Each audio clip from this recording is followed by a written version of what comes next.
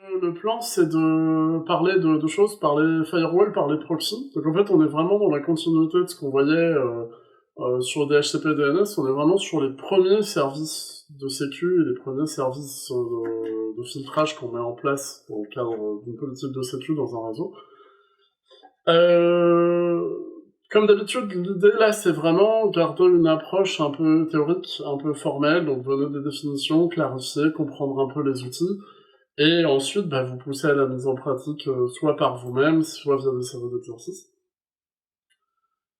Donc je vais commencer par parler des firewalls. Qu'est-ce que c'est un firewall? Un firewall, en fait, c'est une entité physique ou logicielle qu'on met en amont d'une infrastructure réseau, donc on peut mettre en amont d'un routeur, qu'on peut mettre en amont d'un set de machines, qui est chargé d'analyser autant le trafic entrant que le trafic sortant. Alors, en fait, il y a deux informations utiles là vraiment dans cette définition. La première chose, c'est la notion d'entité.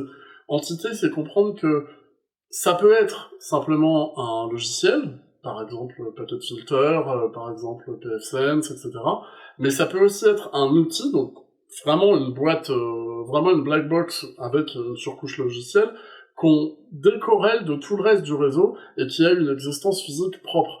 Donc ça peut être un peu comme un routeur symbolise l'entrée d'un sous-réseau, on peut avoir un firewall devant ce routeur qui va justement me permettre de filtrer tout ce qui va vers mon réseau. Ça, c'est la première information. Et la deuxième information vraiment utile, c'est la notion de trafic entrant-sortant. Trafic entrant-sortant, ça veut dire que le rôle du firewall, c'est autant de protéger et de gérer le trafic qui vient de l'extérieur vers mon réseau, mais c'est aussi potentiellement bloquer ou filtrer certains services qui vont de mon réseau vers l'extérieur.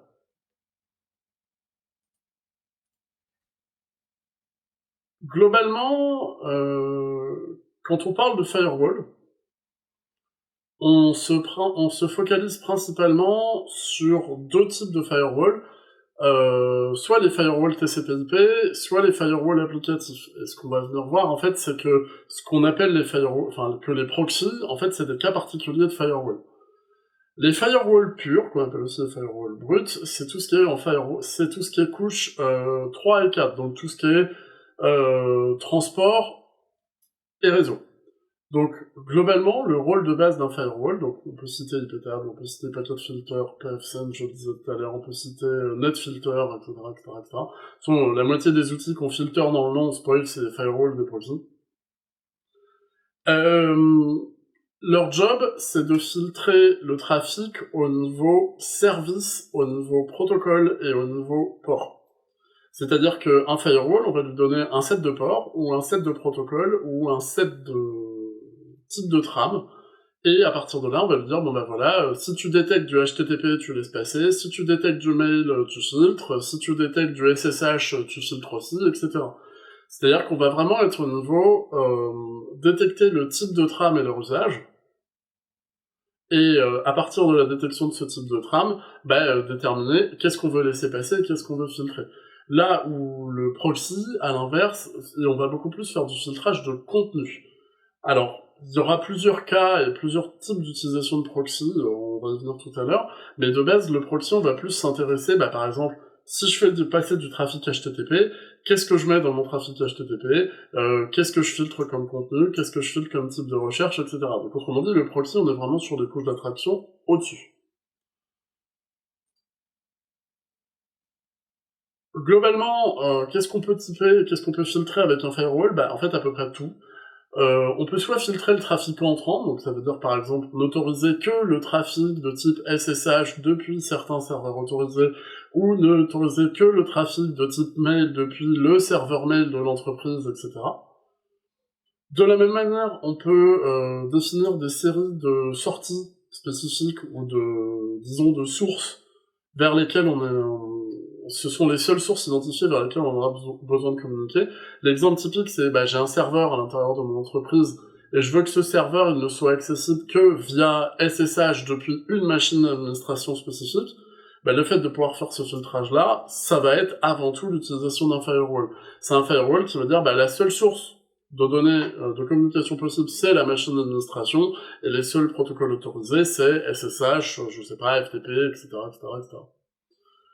Et ensuite, un peu comme ce qu'on voyait en DNS, il y a deux types de filtrage. Ça, c'est quelque chose qu'on retrouve autant côté firewall que côté proxy. Je pense que c'est un terme qui vous parle à tous, hein, parce que c'est un terme plutôt connu. C'est le premier type de filtrage, c'est le filtrage blacklist, c'est-à-dire qu'on va dire au firewall, tu acceptes tous les types de trafic, sauf certains protocoles. Ça marche très bien si on veut concevoir en fait des réseaux qui soient globalement ouverts, mais où sur lesquels on ait quelques exceptions. Par exemple, on veut pas qu'il y ait, on veut pas qu'il y ait Steam sur un réseau, on veut pas qu'il y ait un type de trafic HTTP spécifique, on veut pas qu'il y ait SSH sur un réseau, bah voilà, là, on va faire du blacklist, on va dire telle source, tel outil ou tel protocole, je les refuse.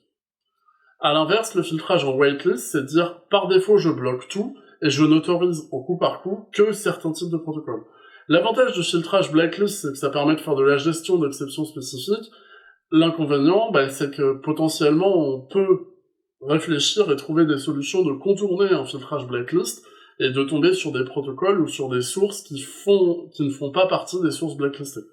L'exemple typique, c'est de dire, si j'ai établi qu'il y avait un DNS pirate, je vais bloquer et je vais blacklister ce DNS pirate. Si mon attaquant crée une copie de ce DNS pirate sur une autre adresse ou sur un autre nom de domaine, fatalement, là, je pourrais pas le filtrer. Je peux filtrer donc par IP. C'est le mécanisme le plus classique, le filtrage par IP. Je peux filtrer par port ou par protocole. C'est beaucoup plus efficace d'ailleurs de filtrer par protocole, parce que filtrer par port, il suffit de faire du reroutage de port pour contourner ma sécurité. Je peux filtrer par MAC, ce qui, de la même manière, est beaucoup plus solide que de filtrer par IP, parce que c'est plus dur de spoofer une adresse MAC, et ainsi de suite. Vous remarquez qu'en tête de filtrage autorisé, je retrouve exactement les mécanismes qui correspondent à mes couches OSI. Sur du Mac, on est en filtrage couche 2, sur IP, on est en filtrage couche 3, et en port protocole, on est filtrage couche 4, et éventuellement un peu couche 5. Par défaut, je peux venir spoofer la MAC d'une machine en utilisant les outils type IPdemic. Il me suffit juste donc de désactiver mon interface réseau, donc le TH0 je peux le faire avec ifconfig aussi, de resetter une adresse MAC à la main, puis ensuite de redémarrer mon interface réseau. Par défaut, en faisant ça, en fait, je fais un alias entre mon adresse MAC physique et mon adresse MAC spoofée, sauf que c'est l'adresse MAC qui sera transmise dans mes trames, c'est mon adresse MAC spoofée, même si du point de vue de mon système, ensuite, il y a une reconversion. L'outil qu'on voit beaucoup aussi, qu'on va beaucoup retrouver ici aussi, c'est tout ce qui est, alors, il y en a deux, des outils de filtrage. Un des plus connus, c'est Netcat. Mais un autre outil qui est très connu pour lister les ports ouverts d'une machine, pour lister les ports, disons, accessibles d'une machine, c'est Netstat. Netstat, le principe, c'est qu'il fait du listing avec une plage de ports spécifiques. Je lui donne l'IP qui m'intéresse, ou alors, à l'inverse, sur une machine locale, je lui demande de lister tous les ports ouverts de la machine locale, et ça, en faisant ça, je vais avoir tous les ports qui sont potentiellement soit ouverts, soit en écoute de ma machine courante. Netstat, je peux ensuite venir lui spécifier des IP, qui là, du coup, va me permettre de dire, je veux tous les ports ouverts de telle ou telle machine. Vous n'êtes pas du tout tenu d'apprendre ça par cœur, loin de là, mais ça, c'est un listing, disons, des services les plus connus et les plus classiques. Alors, je vais pousser un peu ma tête pour que vous voyez mieux. Les ports les plus usuels, donc 20, 21, 22, souvent c'est les ports qu'on connaît le mieux, puisque c'est les ports SSH et FTP, c'est les ports qu'on découvre en premier, 80 pour le HTTP, 53 pour le DNS, il y a aussi tout ce qui est port mail et tout ce qui est port d'échange de serveurs de certificats SSL, qui sont les ports 110, 123, surtout 443, etc. Ça, ce sont les ports les plus classiques, ça veut dire que, alors, j'arrive sur la réponse à la question. Ça, ce sont les ports les plus classiques qui nous permettent de savoir quel type de protocole filtrer, ou quel type de port filtrer au moment où on met en place du proxy. Alors oui, je peux bloquer, en fait, soit outil par outil, soit après, je peux avoir des tools qui vont venir masquer la communication avec mes ports. Je peux venir, par exemple, bloquer tout ce qui est bloquer et interdire tout ce qui est ping, etc. Ça va se faire directement sur la configuration réseau de ma machine. Donc oui, j'ai totalement possibilité de bloquer du Netcat et de bloquer du Netstat. Et ça va pas tout faire, parce que de la même manière, ces outils, certains vont par exemple pouvoir bloquer l'accès à certains ports. C'est pas tout le temps trivial de pouvoir dire bon bah je bloque la communication et le teste sur tous les ports ouverts. Par contre, ce qui est vrai aussi, c'est que par défaut, Netcat, Netstat et compagnie, ils ont deux inconvénients. Le premier, c'est qu'ils ne testent qu'une plage de ports spécifiques. En général, par défaut, c'est entre 0 et 1020, ou entre 0 et 1080. Et l'autre chose, c'est que ce sont des procédures qui prennent du temps, puisqu'ils font du test port par port. Ça, c'est le deuxième point. Le troisième point, c'est que par défaut, l'utilisation de Netstat et de Netcat, ce sont des outils qui laissent pas mal de traces, et donc nous, dans nos logs réseau, on va pouvoir retrouver ces traces-là dans nos trames, parce qu'en fait, ils envoient des trames réseau pour tester les ports.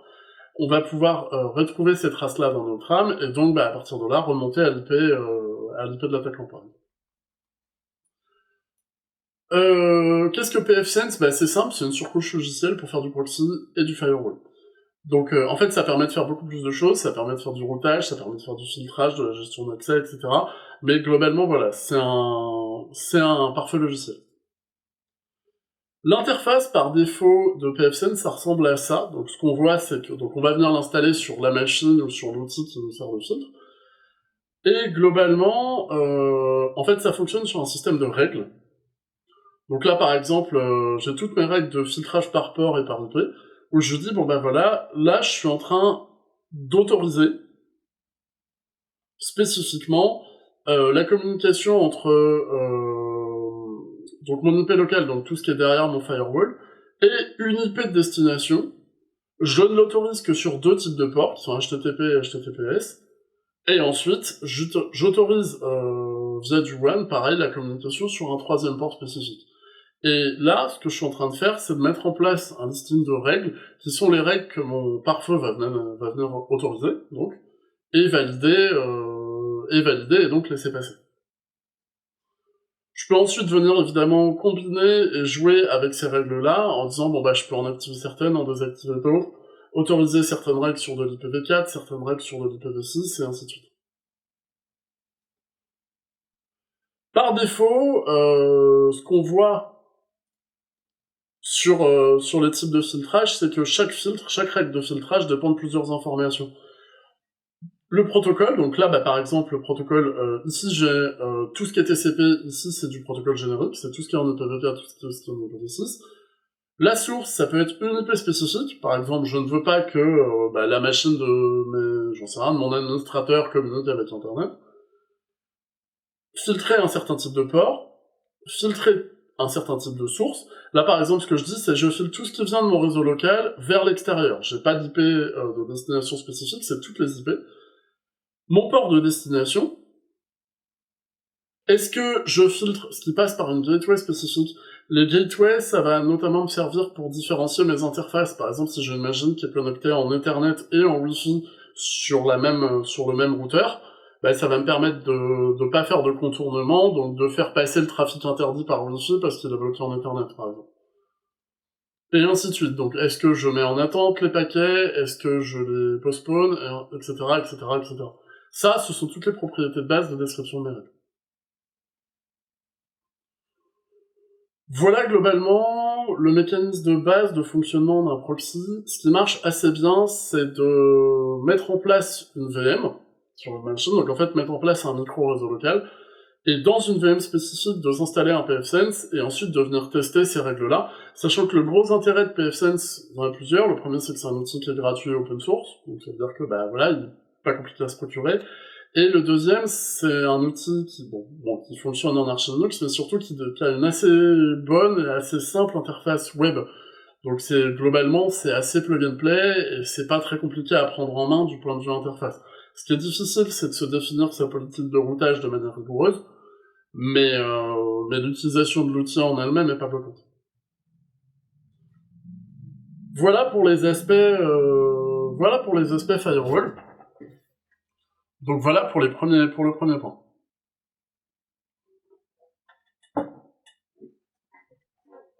Alors, maintenant, parlons du deuxième aspect des principes, des outils de filtrage, qui est l'aspect proxy. Il y a beaucoup d'éléments sur lesquels on va retrouver les mêmes outils, ou sur lesquels on va retrouver potentiellement en partie les mêmes protocoles, parce qu'en fait, encore une fois, le proxy, c'est que un cas particulier de firewall. En fait, c'est un firewall, mais en couche applicative. Donc c'est tout ce qui va être au-delà des couches de protocole. Ça va permettre de faire du filtrage de contenu, du filtrage d'applications, du filtrage par utilisateur, etc., etc. Donc en fait, on va vraiment s'intéresser au contenu de ce qui est en train de trafiquer, ce qui est en train de passer, et non pas juste aux outils ou aux méthodes utilisées pour transformer et pour transférer l'information.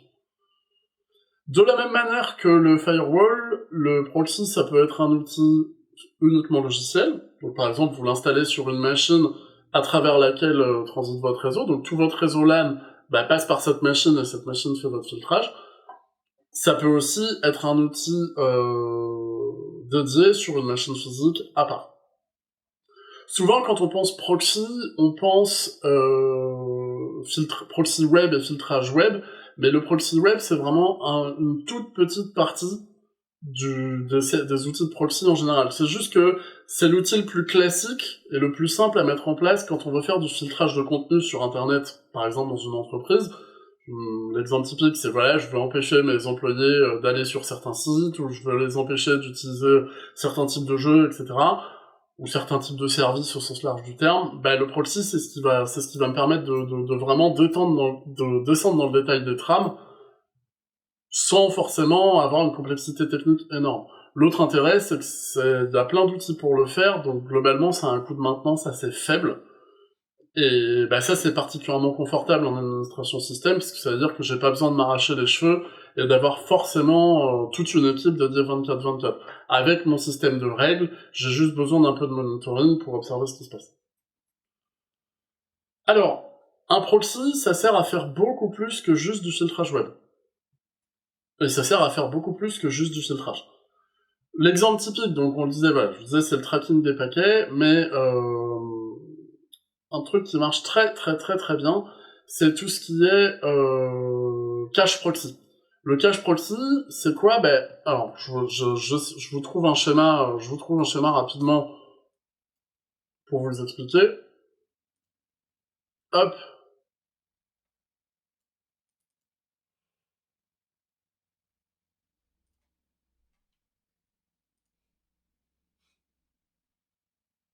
Non, alors par contre on se respecte, on va pas prendre du Open Classroom, faut pas déconner.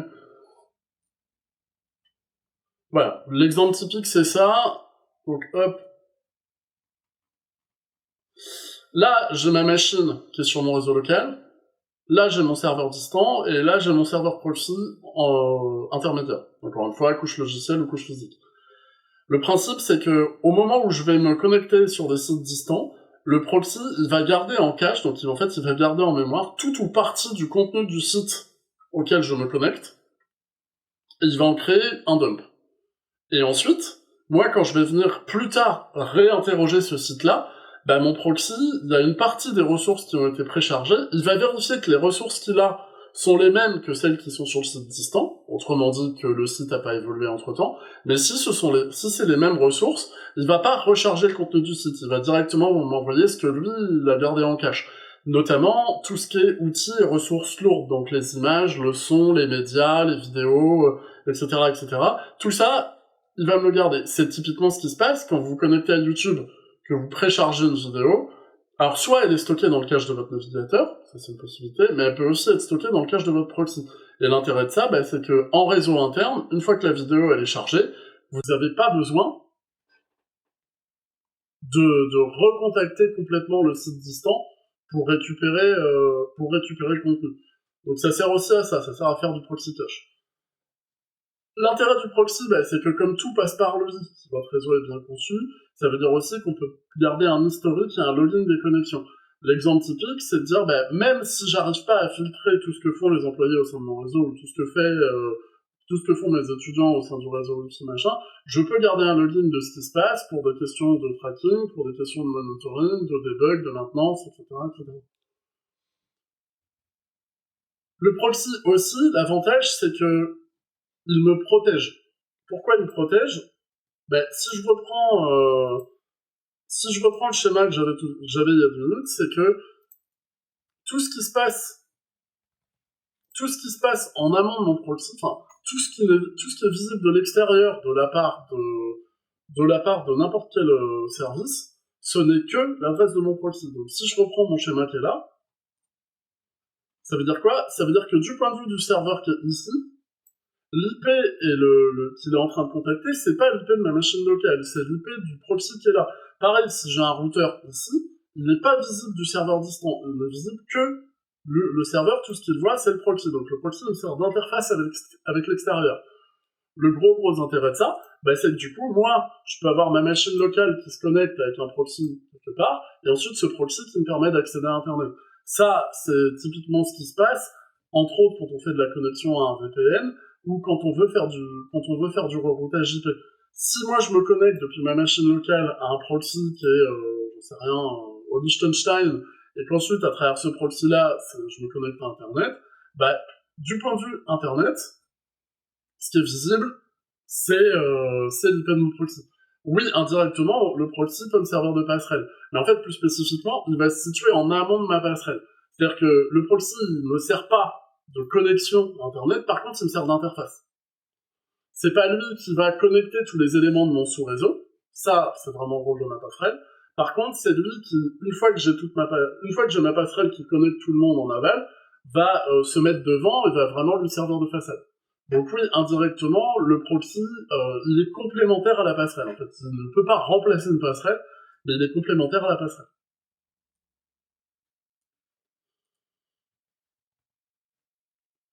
Évidemment, je peux aussi faire de l'authentification via proxy. Typiquement, c'est ce qui permet de mettre en place du portail captif, etc. Alors, des outils pour faire du proxy, il y en a plein. Moi, je me suis arrêté sur Squid, qui est pareil, un outil qui est simple, qui est open source, qui du coup facilite tout un tas de tâches. Maintenant, globalement, la plupart des outils de proxy standards sont basés sur les mêmes mécanismes. Squid, comment ça s'installe? Voilà, un apt-get à la con ou un clic quand on est sur Windows. Le principe de Squid, c'est qu'il est basé sur un config file qui est soit récupérable sur Internet, soit directement présent en local sur la machine, donc qui est le fichier squid.conf. Et ensuite, pour le démarrer, je fais soit un service start, soit un service restart. Donc ça, c'est vraiment le mécanisme de base de mise en place de mon proxy. Le truc, en fait, la difficulté et la subtilité de la configuration de Squid, évidemment, ça va être ce fichier de configuration-là, ça va être ce que j'ai là-dedans. Globalement, alors, je vais pas détailler toute la syntaxe du fichier squid.conf parce que c'est assez lourd et c'est beaucoup de cas particuliers, donc ça vaudrait plus le coup de le faire sur une mise en pratique. Mais globalement, c'est là-dedans qu'on va définir toutes nos règles, qu'on va définir, les réseaux locaux autorisés, qu'on va définir les ports autorisés, qu'on va définir qu'est-ce que j'autorise et qu'est-ce que j'interdis sur mes ports HTTP, sur mes ports HTTPS, etc., etc., etc. Donc autrement dit, de base, dans ce fichier-là, je vais avoir tout le listing des règles de mon proxy. Et ensuite, et c'est ça qui est puissant, c'est que je vais pouvoir, dans mon fichier squid.conf toujours, dire, je prends un sous-réseau particulier, ce sous-réseau-là, dès que je reçois une requête qui vient de ce sous-réseau, j'appelle un script spécifique. Là, dans mon cas, c'est un script Python, mais ça peut être un script de ce que vous voulez comme langage, on s'en fout. Et ce script-là, ce squid redirect, lui, ensuite, derrière, je vais pouvoir venir faire du filtrage de contenu avec des scripts Python, avec des codes C, etc. Autrement dit, Squid, il va être lié à un mécanisme de scripting, et c'est ce mécanisme de scripting qui va pouvoir me permettre de faire mon filtrage de contenu. Ici, ce que je suis en train de dire, c'est de dire, je récupère l'URL et je récupère toute l'adresse de la requête que je suis en train d'utiliser. Et ce que je dis, c'est, si j'ai un mot-clé interdit dans mon URL, je fais une URL de redirection qui me redirige ici vers example.com. Autrement dit, si dans l'URL que je suis en train d'entrer, je tape le mot-clé que je recherche, qui est un mot-clé que je veux filtrer, plutôt que de laisser passer la requête, je vais réécrire le header HTTP pour rediriger vers mon utilisateur vers une page bloquant en disant non, vous n'avez pas accès à ce contenu.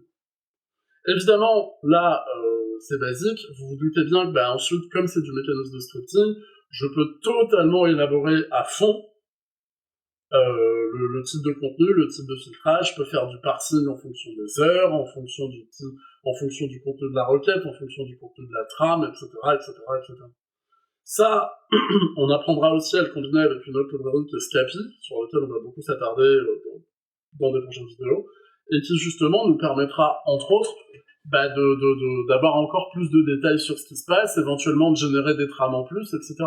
L'exemple typique, c'est de dire, là, par exemple, si je détecte mon mot-clé interdit, en plus de rediriger l'utilisateur, je peux vouloir émettre une trame de monitoring vers un serveur d'alerte qui me dise,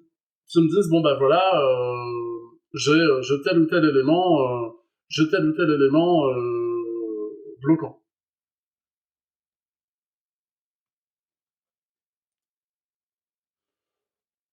Voilà ce que j'avais à vous raconter. Sur les proxys et sur les firewalls pour aujourd'hui. J'espère que ça vous a intéressé. J'espère que ça vous a éclairé un peu plus. Évidemment, je vous encourage fortement à me contacter, que ce soit par mail, que ce soit par Twitch, par YouTube, par tous les biais que vous voulez, pour rentrer un peu plus dans le détail, pour avoir un peu plus d'informations sur certains aspects spécifiques. Je vous encourage aussi à aller beaucoup pratiquer par vous-même, bidouiller sur pfSense, bidouiller sur Squid, etc., en vous fabriquant des réseaux, par exemple avec des machines virtuelles. Et justement, pour voir un peu ce qui se passe en termes de mécanismes de fonctionnement et pour mettre un peu les mains dans le cambouis. Voilà, merci à vous.